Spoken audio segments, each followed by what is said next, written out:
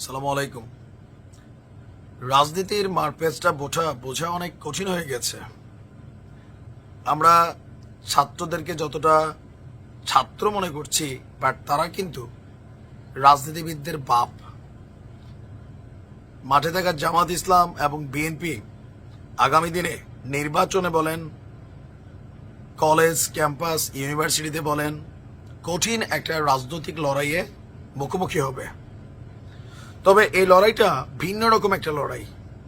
একটা লড়াই আছে যে মাঝপথে, রাজপথে, মাঠে ঘাটে, আর আরেকটা আছে কৌশলে লড়াই।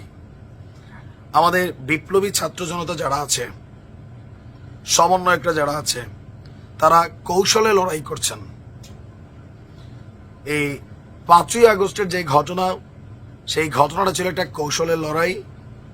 এরপর মাঠে থাকা রাজনৈতিক যে বৃহত্তর দলগুলো আছে, তাদের বিরুদ্ধে আরেকটা কৌশলী লড়াই এবার সাবেক সমন্বয়কদের।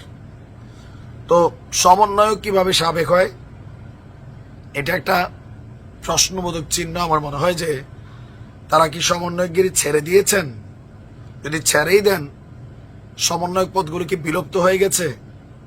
যদি বিলুপ্ত হয়, তাহলে এরা কারা? এরা হচ্ছে বিপ্লবী ছাত্র শক্তি, একের ভিতর সব, মানে অল ইন ওয়ান। যেমন আমাদের বিএনপি বা শিবিরের রাজনীতিতে বলেন, দুইটা বিভাজন আছে। শিবিরের মেনলি যারা একটু ইসলামিক মন মানসিকতার মানুষ, ধার্মিক, তারপর হচ্ছে একটু মানে ভিন্ন ঘরানার, আলাদা হয়।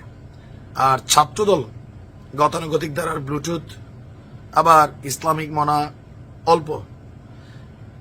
আবার অনেকে যারা আছেন রাজনীতি পছন্দ করেন না, তারা কিন্তু এই দুইটা কোনোটাতেই তারা কানেক্ট হন না। বাট এবার যেটা আসতে যাচ্ছে, বিপ্লবী ছাত্র শক্তি, তারা আর একটা টিম।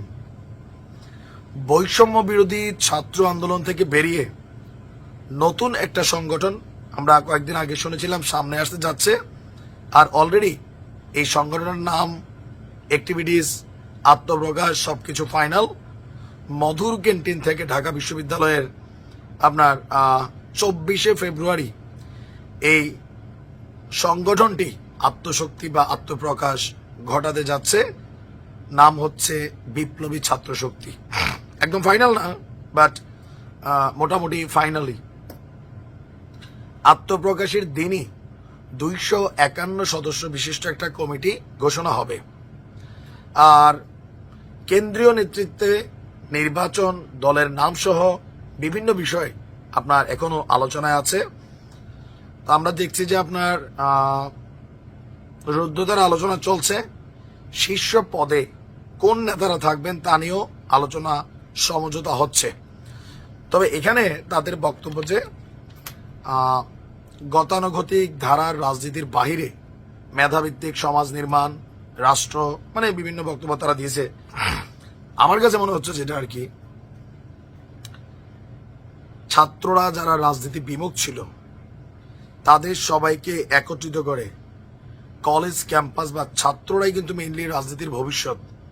সেইখানে মূল জাতীয় নাগরিক কমিটি, বৈষম্য বিরোধী শক্তি, আরো যে টিমগুলো আছে ABCD, তাদেরই ছাত্র সংগঠন হবে এই বিপ্লবী ছাত্র শক্তি। দৃশ্য তো আলাদা, বাট সিস্টেমিকলি তারা কিন্তু এক।